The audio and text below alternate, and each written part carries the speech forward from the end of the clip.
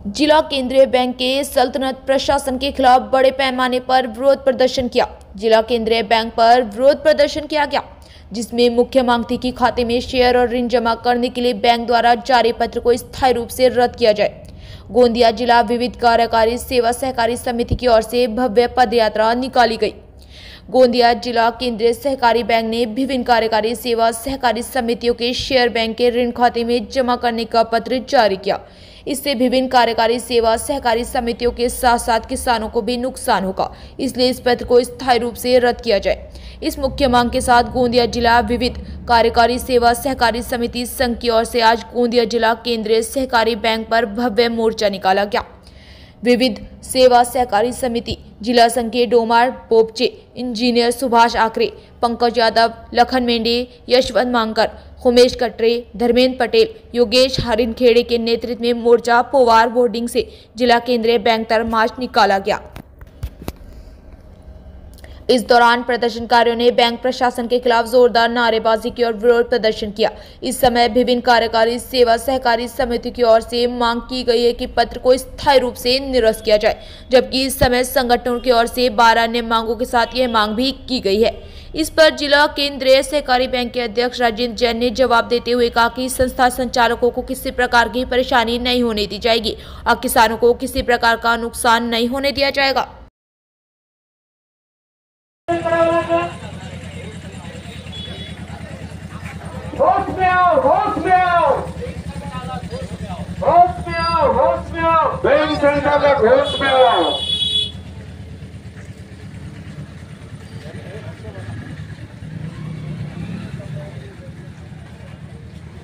अनिष्ट तफावत ही रोजचे 23 पाहिजे, 23 पाहिजे। अनिष्ट तफावत ही रोजचे 23 पाहिजे, 23 पाहिजे। गोंदिया डिस्ट्रिक्ट सेंट्रल कोऑपरेटिव्ह बँकेने आमच्या शेतकऱ्यांचे शेअर जप्त करण्यासाठी एक तुगलकी फरमान या ठिकाणी काढला होता। आमच्या शेतकऱ्यांचे शेअर बँक कर्ज खात्यामध्ये जमा करणार होती, त्याच्यामुळे आम्ही हा मोर्चा पवार बोर्डिंगपासून गोंदिया डिस्ट्रिक्ट सेंटर कोऑपरेटिव्ह बँकेच्या मुख्यालयापर्यंत नेत आहोत।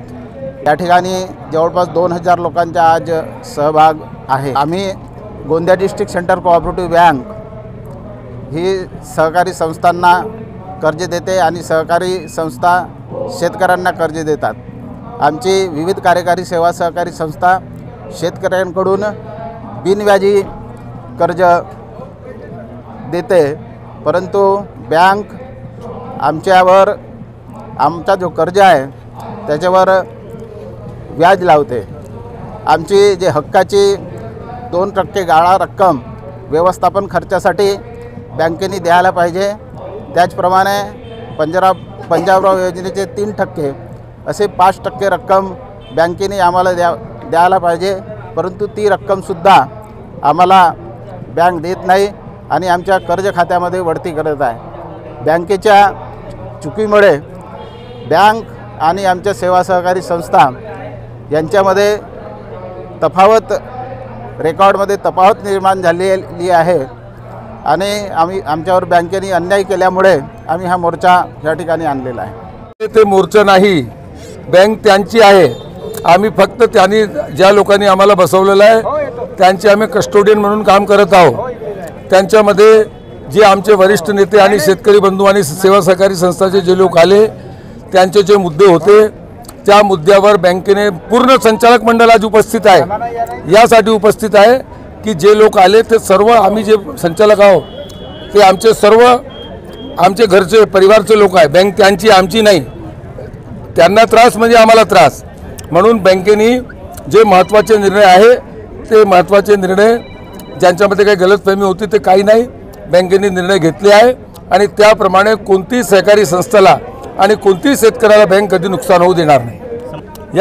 हे बँक त्यांची आहे आणि त्यांनी ज्या पद्धतीने सांगितलं निश्चितपणे बँकेचा पूर्ण संचालक मंडळ आज उपस्थित आहे आणि बँक त्यांची आहे म्हणून बँक व्यवस्थित नियमाप्रमाणे निर्णय घेणार आणि कोणती शेतकऱ्याच्या आणि संस्थाचे नुकसान होऊ देणार।